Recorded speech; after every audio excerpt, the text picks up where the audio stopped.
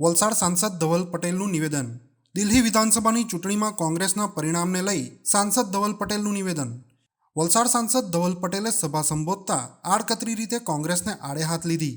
વલસાડ ડાંગ સાંસદ ધવલ પટેલે કોંગ્રેસને કન્સિસ્ટન્ટ પાર્ટી ગણાવી.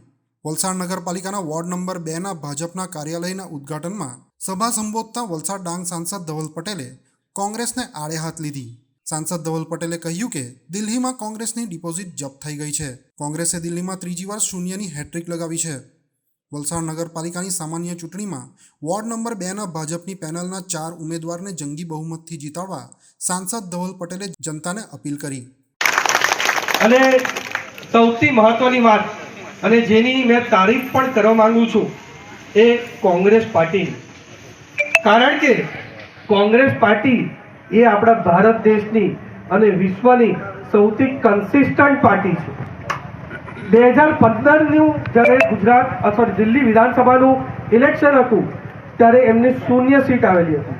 2020નું વિધાનસભા ઇલેક્શન થયું ત્યારે પાછી 0 સીટ આવી અને આજે જ્યારે 2025નું વિધાનસભાનું ઇલેક્શનની ચૂંટણી પરિણામ જાહેર થયું ત્યારે આજે પાછું દિલ્હીમાં 0 સીટ આવી. એ એટલું ટાઈપનું કન્સિસ્ટન્ટ પરફોર્મન્સ કોંગ્રેસનું રહ્યું છે અને 70માંથી 68 સીટ પર એમનું ડિપોઝિટ પણ જપ્ત થઈ ગઈ છે. એ રીતનું પરિણામ અહીંયા દિલ્હીમાં થયું છે.